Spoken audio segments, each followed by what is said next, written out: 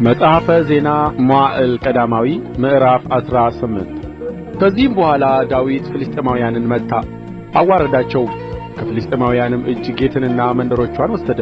ሞዓብን መታ፣ ሞዓባውያንም ለዳዊት ገባሮች ሆኑ፣ ግብርም አመጡለት። ዳዊትም በኤፍራጥስ ወንዝ አጠገብ የነበረውን ግዛት ለመያዝ በሄደ ጊዜ የሱባን ንጉሥ አድርአዛርን እስከ ሐማት ድረስ መታ። ዳዊትም ከእርሱ 1,000 ሰረገሎች፣ 7,000 ፈረሰኞች፣ 20,000 እግረኞች ወሰደ። ዳዊትም ለ100 ሰረገሎች የሚሆኑትን ብቻ አስቀርቶ የሰረገሎቹን ፈረሶች ቋንጃ ቈረጠ። ከደማስቆም ሶርያውያን የሱባን ንጉሥ አድርአዛርን ሊረዳ በመጡ ጊዜ ዳዊት ከሶርያውያን 22,000 ሰዎችን ገደለ። ዳዊትም በደማስቆ ሶርያ ጭፍሮች አኖረ። ሶርያውያንም ለዳዊት ገባሮች ሆኑ፣ ግብርም አመጡለት።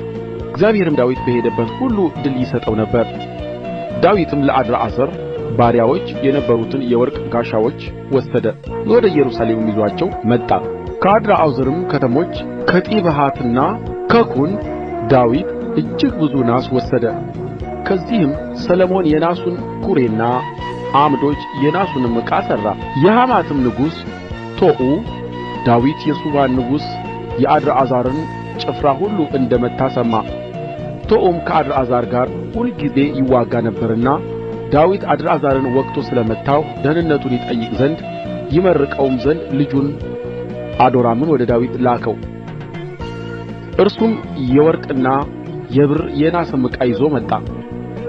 ንጉሡም ዳዊት ከሕዝቡ ሁሉ ከኤዶምና ከሞዓብ ከአሞንም ልጅ ከፍልስጥኤማውያንም ከአማሌቅም ከማረከው ብርና ወርቅ ጋር እነዚህን ደግሞ ለእግዚአብሔር ቀደሰ። ደግሞ የጽሩያ ልጅ አቢሳ ከኤዶማውያን በጨው ሸለቆ ውስጥ 18,000 ሰዎች ገደለ፣ በኤዶምያስም ጭፍሮች አኖረ። ኤዶማውያንም ሁሉ ለዳዊት ገባሮች ሆኑ። እግዚአብሔርም ዳዊት በሄደበት ሁሉ ድል ይሰጠው ነበር። ዳዊትም በእስራኤል ሁሉ ላይ ነገሠ፣ ለሕዝቡም ሁሉ ፍርድንና ጽድቅን አደረገላቸው። የጽሩያ ልጅ ኢዮአብም የሠራዊት አለቃ ነበረ። የአሒሉድም ልጅ ኢዮሣፍጥ ታሪክ ጸሐፊ ነበረ። የአኪጦብም ልጅ ሳዶቅ የአቢሜሌክም ልጅ አብያታር ካህናት ነበሩ። ሱሳ ጸሐፊ ነበረ። የዮዳሄ ልጅ በናያስ በከሊታውያንና በፈሊታውያን ላይ ነበረ። የዳዊትም ልጆች በንጉሡ አጠገብ አለቆች ነበሩ።